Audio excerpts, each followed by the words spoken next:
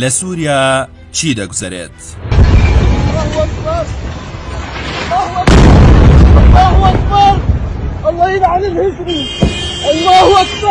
مانگی هەنگوینی ئەحمەد شەرع سەرۆکی کاتی ئێستای سووریا بەرەو کۆتایی دەڕوا. ئیسرائیل چەند مەترێک لە دووری کۆشکەکەی کردە ئامانج و پەیامیەوەی بەگوێدا ئەگەر بە گوێرەی خواستەکانی ئەو نەجوڵێتەوە دەکرێتە ئامانجی موشەکەکانی.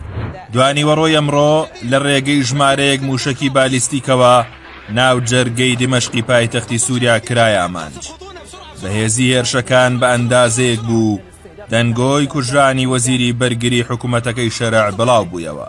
هێرشە ئاسمانیەکانی ئیسرائیل دوای هێرشی چەکدارانی ئەحمەد شەرع بۆ سەر پارێزگای سوەیدا لە باشووری سووریا هات کە لە دوای گرتنە دەستی دەسەڵات ئەمە یەکەم جارە هەوڵی کۆنتڕۆڵکردنی و پارێزگایە بدرێ. سوەیدا ناوەندی درۆزەکانی سووریایە کە لەلایەن ئیسرائیلەوە بە سەختی پشتیوانی دەکرێن. ماوەی هەفتەیەکە شەڕ و ئاڵۆزی لەو پارێزگایە سەری هەڵداوە.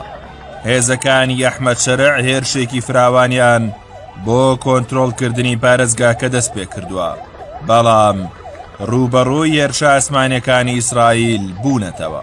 ڕۆژی ڕابردوو ئیسرائیل زنجیرەیەک هێرشی ئاسمانی کردە سەر هێزەکانی ئەحمەد شەرع، ئەوەش وەک پەیامێک بۆ ڕاگرتنی هێرشەکانیان، بەڵام پەیامەکان وەک پێویست نەگەیشتنە دەسەڵاتەکەی ئەحمەد شەرع.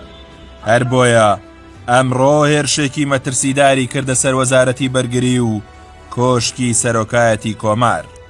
بەنیامین ناتانیاهۆ سەرۆکوەزیرانی ئیسرائیل ڕایگەیاندووە ئەوان بەجددی پشتیوانی درۆزەکان دەکەن و ڕێگە نادەن لەلایەن چەکدارانی ئەحمەد شەرعەوە قەتڵ و عام بکرێن.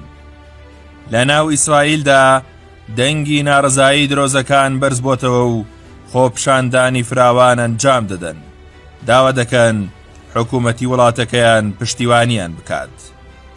بە گوێرەی ئەو دیمەنانەی لە تۆڕە کۆمەڵایەتیەکان بڵاو کراونەتەوە دەردەکەوێت سەدان گەنجی درۆزی سنوورەکانی ئیسرائیل دەبەزێن و بەرەو سوەیدا دەڕۆن بۆ بەرگریکردن لە پارێزگاکەیان. ئەوەی ئیسرائیلی زیاتر هەندا بێتە سەرخەت و هێرش بکاتە سەر چەکدارانی ئەحمەد شەرع، بڵاوبوونەوەی ئەو دیمەنە تونند و تیژیانە بوو کە چەکدارەکان بەرامبەر بە خەڵکی مەدەنی سوەیدا ئەنجامیاندا و سەر و سمێڵیان دەتاشین و سوکایەتیان پێدەکردن. ئێستا دۆخی سووریا لەو کاتەی کە ئەسەد کەوت ئاڵۆسترە و لە هەر کاتێک زیاتر ئەگەری فراوانبوونی جەنگی ناوخۆیی زیاترە. دیاریش نییە ئەحمەد شەرع تاکەی دەتوانێت دۆخەکە کۆنتڕۆڵ بکا و لەسەر کورسیەکەی ئەسەد بمێنێتەوە.